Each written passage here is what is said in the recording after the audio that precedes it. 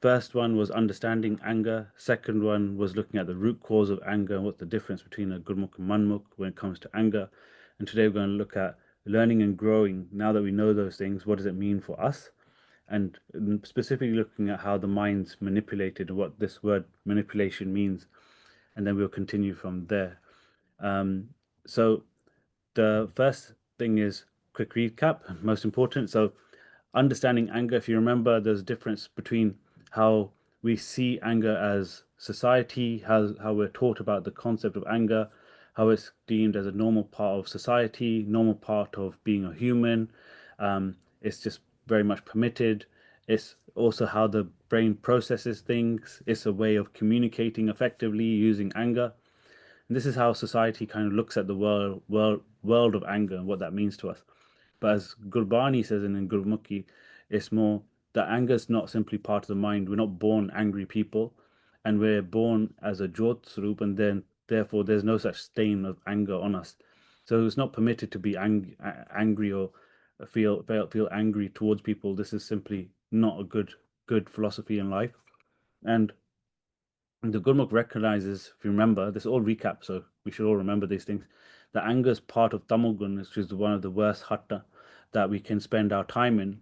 And it's really important that we remember these concepts. First of all, it's very good to remember that anger, although it's deemed okay as part of normal being human in society, when it comes to being a Sikh, it's just simply not recognized. You know? So it's very important to keep that in mind. And then the following week, we went into a bit more detail around what does it feel like to be angry. Can you remember we looked at um, like when it comes to a society explaining anger, we always look at the trigger event being the first point of when someone becomes angry. This thing happened outside of me. This thought came inside of me. These things were the trigger that made me become angry. We didn't spend time on the trigger because the trigger is always something to do with some type of unmet desire, some type of um, ego being hurt in some type of way, or something not working out as expected. Those triggers are different things, but what we're looking at is what happens with that trigger. How does anger start to become part of that? But then when we looked at this, we looked about into Sikhi, and Sikhi starts the concept of anger much earlier. So if you remember, we talked about how was the world formed and at which point did anger join us in the mother's womb? At what point was the Bhavsagar formulated in part of our body? So remember we talked about this last week, and then we went into the concept of okay, now that trigger has been taking place, now what happens? What's the difference between a Gurmukh and a Manmukh? And we started to talk about how the person as a Manmukh feels the actual burning of Rajagun. Rajagun's the ocean of fire, Tamogun's the ocean of poison. And that fire starts to burn so much you actually see them sweating or see them getting angry. You can feel the heat inside the body raise. Whereas the Gurmukh can notice that this growth or this anger is being pushed into the space around him or her, and they can decide to whether to engage in that thought or to simply leave it inside that space and not let it come inside of them. So the Gurmukh has the ability to create space inside their body as well to make sure that they're not affected by these types of passions or desires that come into the world around them. You know? So we talked about how the Gurmukh creates space, can notice the space outside them, but also can create space inside them through Simran. You know? So these are the things we talked about for the last 2 weeks.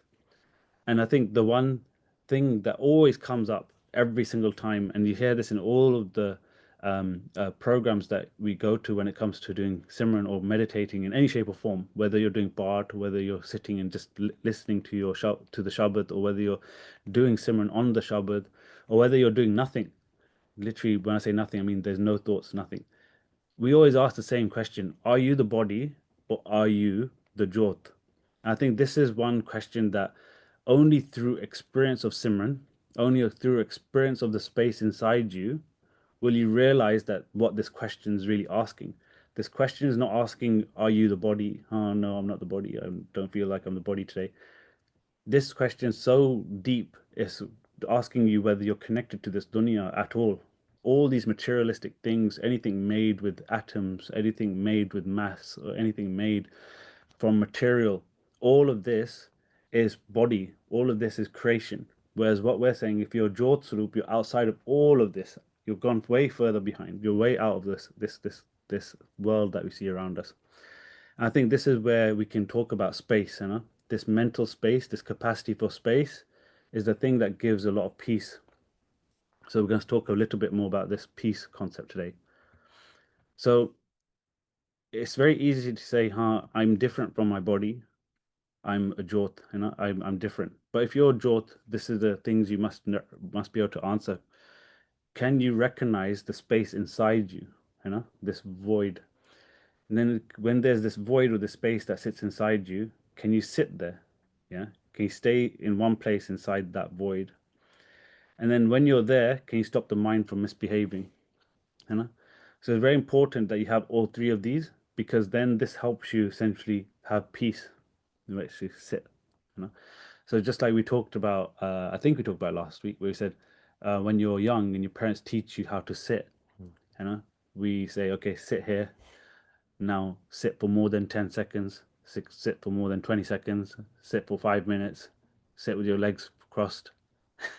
And physically, the baby doesn't want to do this. Physically, the baby's like, there's hundreds of things around me, I want to run around. Or the baby's like, this is an uncomfortable position, you know? So you got to train the body to even sit. But what we're talking about here is training the mind to sit, you know? How do we train this mind? Sit still, where I told you to sit there, you know? So far, we spent 2 weeks, two lessons on talking about anger. Like I said earlier, we haven't talked about the things that lead you towards anger, like ego leads you towards anger, desires lead you towards anger. These things lead you towards anger. We haven't talked about those. Those are the things that help manipulate you to get you to the point where anger is manifested. What we've been focusing on is just purely anger, growth, you know? So there's more you can talk about there.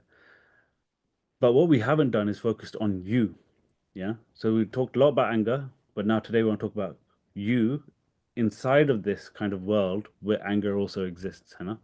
So we're going to spend more time now talking about you as Jyot Swarup, but also you inside this world as well. So it's very important we start to like switch the dial a little bit because if we keep focusing on what society says, I think we can learn this concept from anywhere. We can go to anyone, we can find these things, but we're going to the guru for these things. So it's different teacher in this scenario. So our aim now is to identify your mind being manipulated. Yeah. So if we said, okay, the mind's being manipulated, what is really important is that if we just jump straight to Simran, or we just jump straight into reading lots of Gurbani, what will happen is you won't know that the medicine's working. So Simran is a medicine for the mind, you know. From Simran, you get Amrit. Amrit is food for the mind, different things, you know. Simran fixes the mind, Amrit makes the mind stronger. And now, what we don't realize is if we don't know what we're doing, we don't know that we're already inside hundreds and wheel of thoughts. We don't even recognize that thoughts come.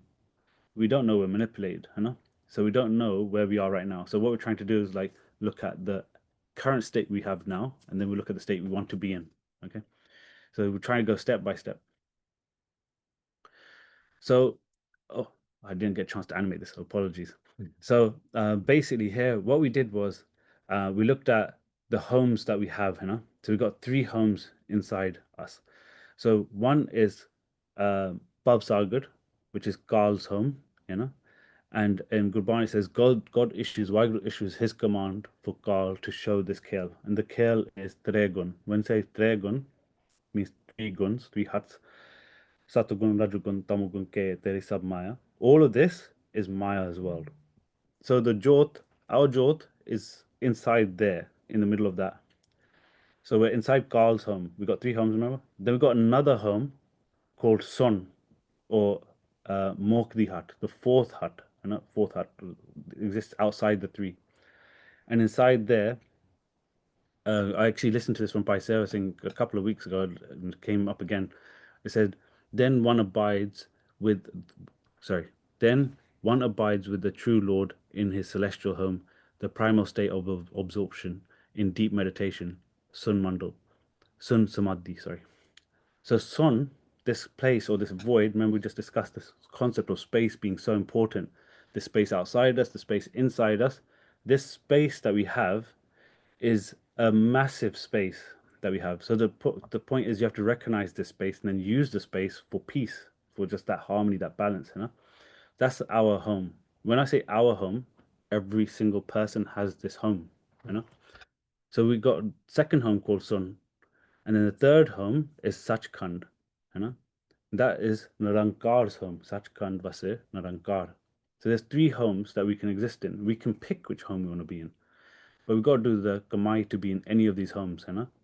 So even in Bhavsagar's home, we've done a lot of Kamai to be in this human form inside Bhavsagar, you know? So we've done a lot of Kamai already. So you should all be happy and thank Maharaj, like you've been given a Srir which can do Bhakti. You've been given a Sangat that wants to do Bhakti, and you've been called into a Sangat because Vaheguru wants you to do the Bhakti as well. So either all these options we've done really well, Maharaj Kripa, we're quite lucky. But you got to see the limitations of these homes. In Bhavsagar, you never get to your home. In Sun, you have to go to Satya's home. You know? So these homes, three homes, are very, very important to us.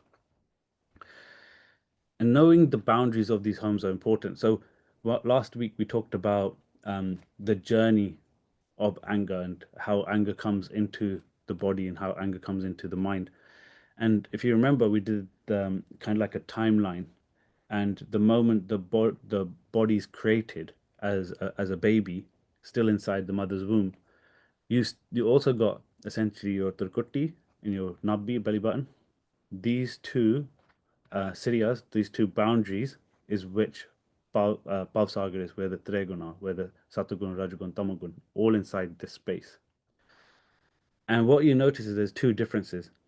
When you're a baby, even though Bhavsagar is there, you're born into Bhavsagar, your Jyot is inside Bhavsagar, you're not feeling the burn of Bhavsagar, the burn of Krodh. We're talking specifically about Krodh as well. Not feeling the burn of Krodh, there's no one to be angry with really at that point, to be completely honest. So there's no anger, but it's also because you're completely in Sun. And while you're in Sun, you're hearing the Shabad and you're connecting to such constantly. So even though these Turkutti and belly button, these um, boundaries are physically formed, you're not feeling the boundary at all, you know? But then when you're born, these boundaries fully come into effect because you fall in love with Bhavsagar, the world outside of your body, you know? So it's very important to recognize that there was a time where every single one of us heard the Shabads, connected to the Shabad, drank Amrit, and saw such, you know? So it's very important not to think that, okay, these things are very nice, never happened to me, never will happen to me. In fact, it's already happened to you. What we're trying to do is just remember. So this diagram is something we should hold to heart. So like I mentioned earlier, you have Gal's world inside this physical body, between the turkutti, between the eyes, belly button. Inside there, Satugun, Rajagun, Tamagun, Ke, there is sub Maya. And this is the playing field of Gal. But when you zoom into this, oh, sorry, I think I might have taken that. Sorry. When you zoom into Satugun, Rajagun, Tamagun, there's so many parts to it. And what we want to do really is recognize if these parts are coming into effect. So if Rajagun thoughts are coming into effect, Satugun thoughts are coming into effect, Tamogun thoughts are coming into effect. While I'm doing my Simran, the question is, do you know they're coming into effect? Do you know you're having a thought while you're doing a Simran? Remember, the topic here is, am I being manipulated?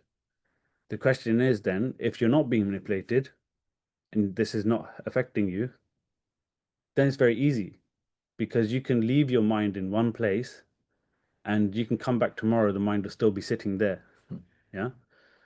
The question now is, if it moved, why did it move? Did I tell it to move? Did I give it hukum to move? Or did it move because someone else gave it hukum to move? Someone else pushed it out. So we're going to try a jukti, yeah, to practice this. And it's only for us, there's no one's better or worse at this jukti. It's more about focus than anything else. What we're trying to do here is really recognize if I'm doing my Simran and I put my focus on a specific part of my body, does my mind listen to me? And if it listens to you, very good. If it doesn't listen to you, did you recognize that you were doing one task, the mind did something else? You know, that's all we're trying to see here. So this jukti is called Char Akkar, which is basically 4 points we're going to focus on. So when we say wa, we put our dhyan on the mouth. So when I say dhyan means focus. Put your focus on your mouth. Where you look, where your eyes physically look, that's where your focus goes. So right now, I'm focusing on the diagram and I'm looking at where it says WA. Now my focus has gone to WA. So now we're saying, put your focus on your mouth. So what you need to do is close your eyes, look at your mouth. Wah. Say the word wah with your mouth. Then second point, we're going to go to your heart. We're going to say hair. Then we're going to go to a third point, which is your belly button, goo. And then we go to a fourth point, just about an inch, inch and a half below your belly button, ru.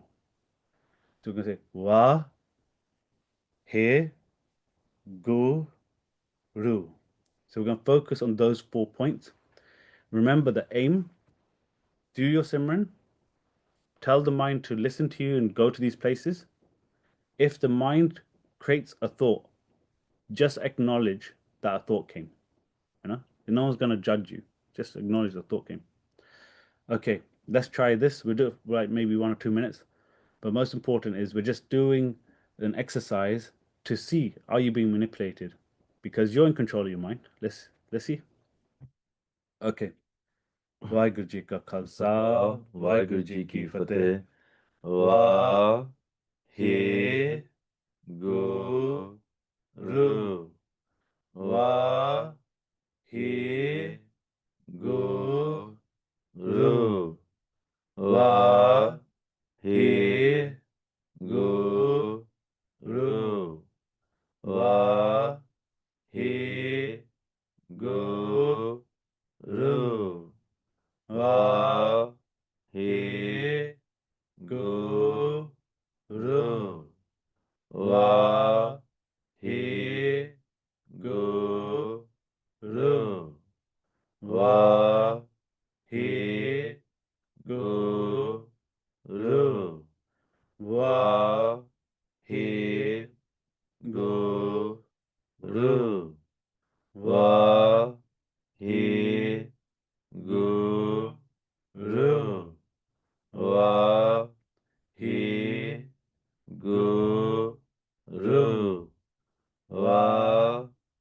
Waheguru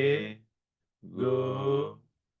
Waheguru Waheguru Waheguru Waheguru Waheguru Waheguru Waheguru ji ਕਾ ਖਾਲਸਾ ਵਾਹਿਗੁਰੂ ਜੀ ਕੀ ਫਤਿਹ.